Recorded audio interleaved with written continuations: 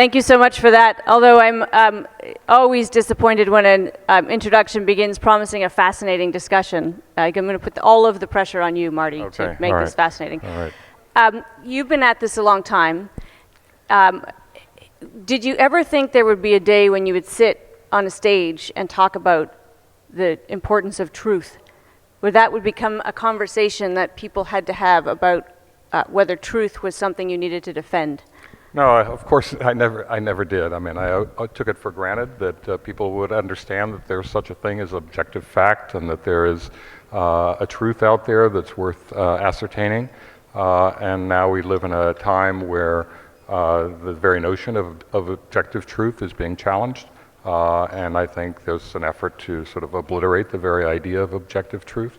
So yeah, when I got into my career in 1976, this was all taken for granted, that we in the press would do our jobs, that people would understand that sure we would make mistakes, but that there was an underlying set of facts that we could all agree upon, and that in a democracy that there would be this baseline set of facts, and what we would be arguing about would be policies and prescriptions and analysis and things like that, as opposed to what happened yesterday. I'm curious for your view of where we could place the beginning of the blame. And we know where we stand today. I mean, today we have the leader of the free world who is imposing an assault on truth and facts. But did it begin with Google? Did it begin with the internet, citizen journalism? Where did we start to say, the Washington Post is somewhat equivalent to guy in his basement with a tape recorder? Well, I think it began before Trump. It certainly began with the internet, with the onset of platforms like Google, like Facebook, where people were able to get information from a wide variety of sources. And all of a sudden there were sources that had never existed before. They popped up one day and there they were spreading so-called information. Often that so-called information was outright falsehoods, deliberate falsehoods, malicious statements, and conspiracy theories of various types. And the public was having a hard time distinguishing between what is a reliable source of information and what's an unreliable source of information.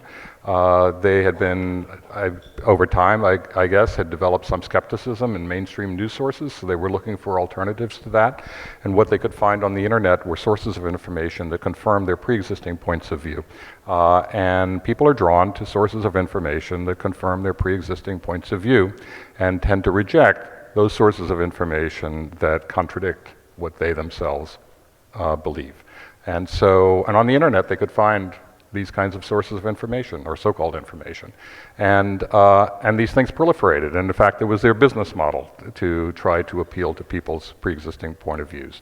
And so I think that was the beginning of the erosion of faith in the idea that there's some sort of underlying set of facts and underlying truth, and we've seen politicians able to exploit that, and the president has done that perhaps more than any other politician. Another phenomenon, and again, it's being capitalized on by current politicians, but not necessarily created by them, but is the undermining of the trusted authority from, the doctor down the street to the professor. There's sort of this anti-elite view that they're know-it-alls and we don't have to listen to them. Where do we trace that? When did we begin to actually say there's a relativism to knowledge and mine might be as good as somebody who knows way more than me? Well, I don't know actually, but I think there's always been a skepticism of the elites, of the intellectuals. Certainly in American and U.S. history, there's been a challenge to that. There's always been a tension between sort of the intellectuals and sort of the ordinary person, ordinary individual. So there's always been a suspicion of the elites. I think that that has been accentuated with the onset of the internet, with the ability to find any source of information that you want, or that is just you're pleased with how they present it, you agree with them, and people who have certain theories about, like vaccines, for example, and they see vaccines as an incredible danger and that people shouldn't be vaccinated, what have you, they can find sites on the internet that tell you that and present you with so-called studies that say that it's a danger for you to have your kids vaccinated. And so that has been just a challenge to the idea of authority. And I think but I think that the skepticism of authority goes deeper than that. The other side of this ledger, of course, mainstream media can't exempt itself from any responsibility for what's happened. And one piece of that is quite simply the business model eroded, newsrooms shrank, tenure became less important than cost effectiveness, so we get younger, greener, less experienced news people.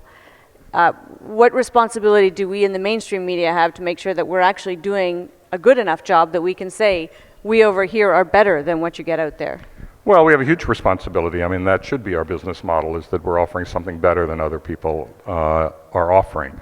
I mean, certainly at the Washington Post, obviously, we have a newsroom now of 850 people.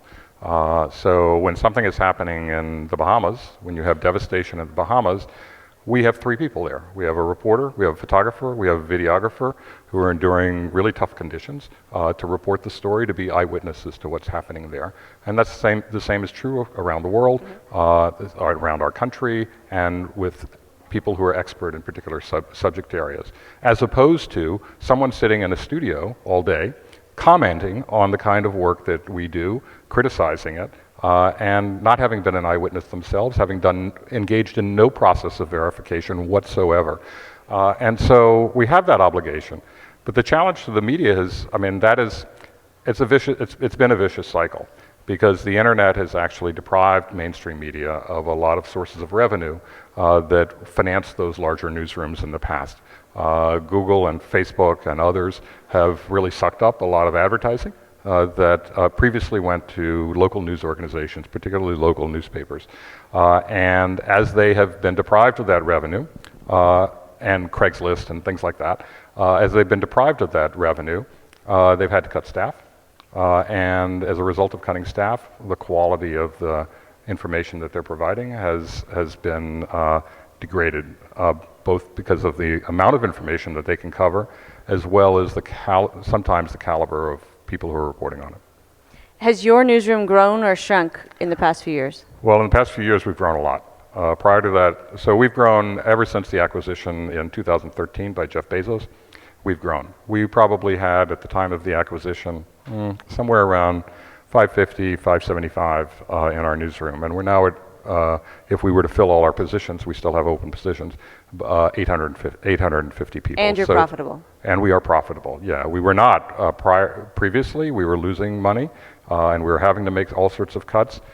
After the acquisition, we implemented a strategic change that was core to our changing fortunes, and it's been very successful, and we've grown tremendously.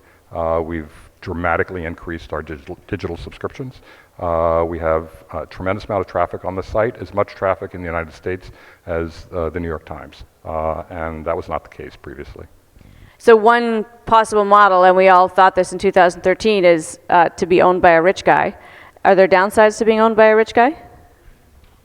I haven't found one. Yeah, I mean, it helps. Obviously, it was helpful, but we're not treated as a charity. And I always tell our staff that it's a good thing that we're not treated as a charity, because if Jeff Bezos were to get tired of this charity, we would be stuck with an unsustainable business model. What he has encouraged us to do, and what he has helped us to do, is to find a sustainable business model, so that whether he owns us or not, we can continue and be successful and do the work that we think is important in a democracy. And so that's what we have strived to do. It's what we believe we have done. There are still many challenges, but he doesn't want us to be, he doesn't want to treat us like a charity. He treats us like a business, and he made investments at the beginning, but right now we pay our own way, and we reinvest in the enterprise constantly. There was a lot of speculation when he made that investment about the kind of motivation. One thing that occurred to me is Amazon is it's a data company, right, at the back end. As you go digital, is there some kind of crossover where the data or the algorithms that they use in other parts of their business become used? How do you? We have no real relationship with Amazon, except our owner is their founder. Okay, so We don't, and we have a business, at times we have business relationships with Amazon in the same way that we have business relationships with Apple, with Facebook, and with Google, and all sorts of other companies as well. But on the journalistic side of things, Jeff has never gotten involved in any of the journalism, hasn't suggested a story, criticized a story, suppressed a story, hasn't done anything, including the stories that are about him, whether, regardless of the subject, about him personally or about Amazon as a business, has never once intervened in any way on that.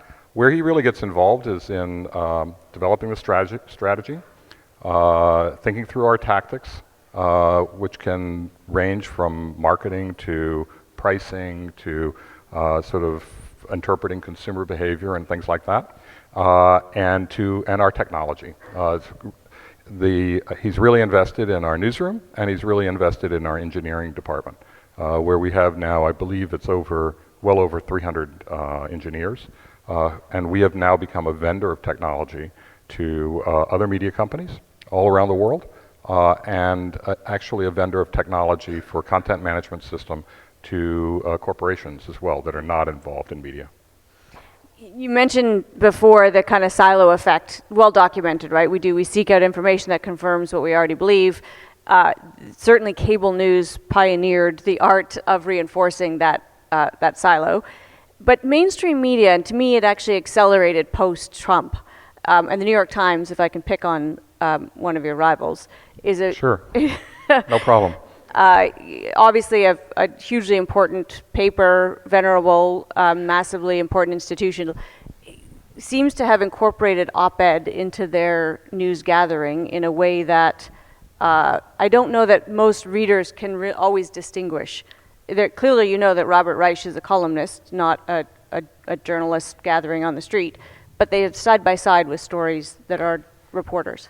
Right. Well, we have that same problem, I think, on the site, where sometimes readers can't distinguish between what's opinion and what's not, and we work to we continue to look at how we can make the distinction clearer.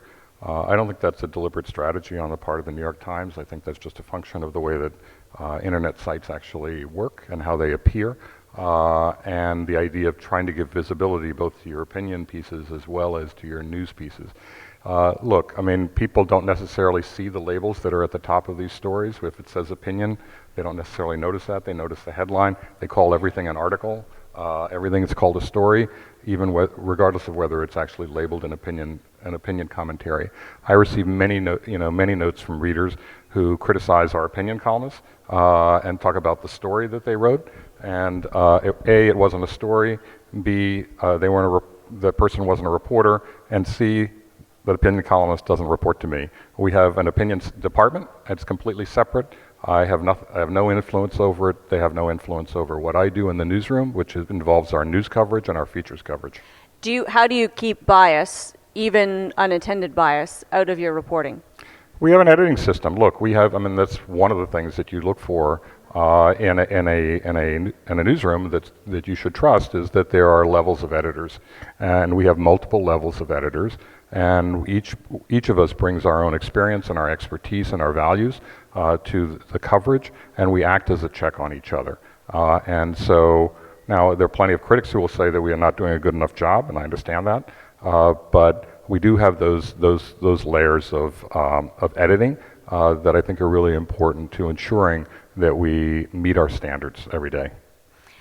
When we talk about this assault on the truth and the kind of echo chamber effect, how do you counter the problem? And to me, it's actually one of the biggest problems facing democracy, that the inaccuracies or mistruths are wholly believed by certain segments of the population. And there are segments of the population that know them to be untrue, and they just don't meet. So that climate change is human caused, that immigrants don't cost money to society, or that tariffs raise money for your economy, any number of mistruths.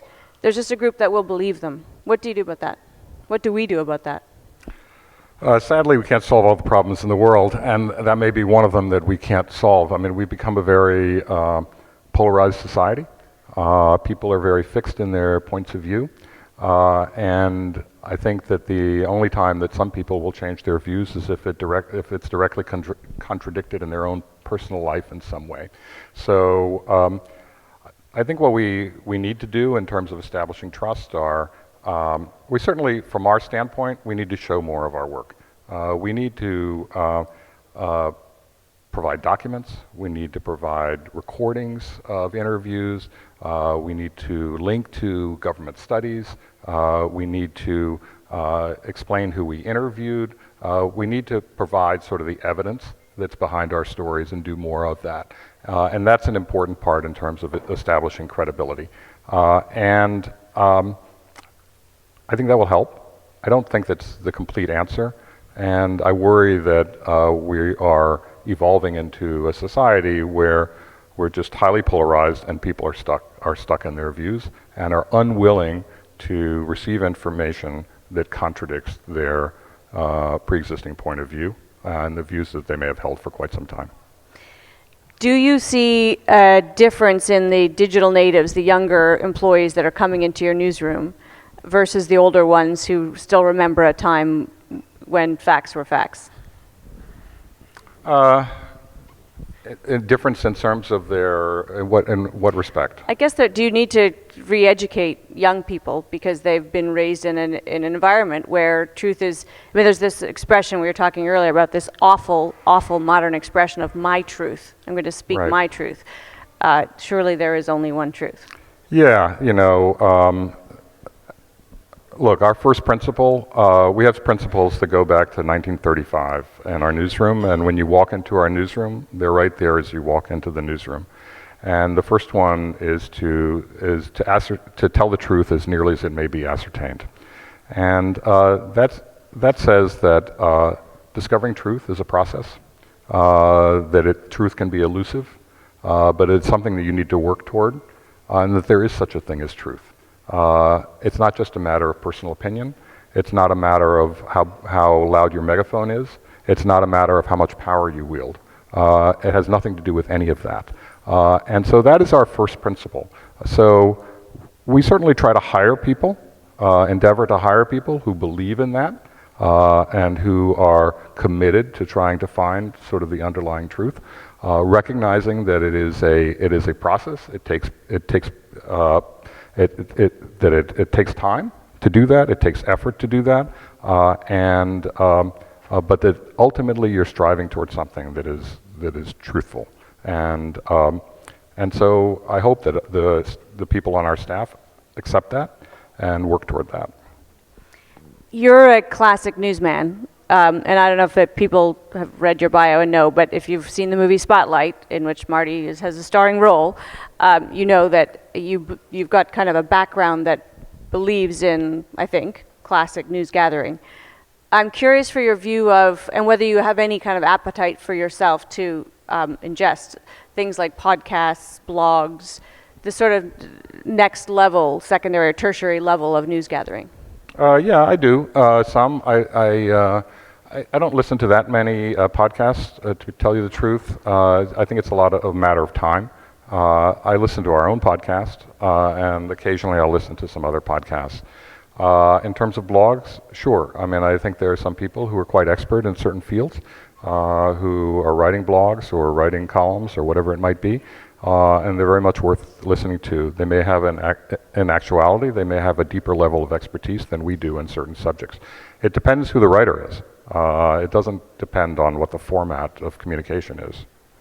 If you couldn't read the Washington Post every day, what newspaper would you read? Well, I read several already, so I would turn to those. I read the New York Times. I read the Wall Street Journal. I read my former news organization, the Boston Globe. I will occasionally look at a couple of other of my former news organizations, the Los Angeles Times and the Miami Herald, depending on what the subject is.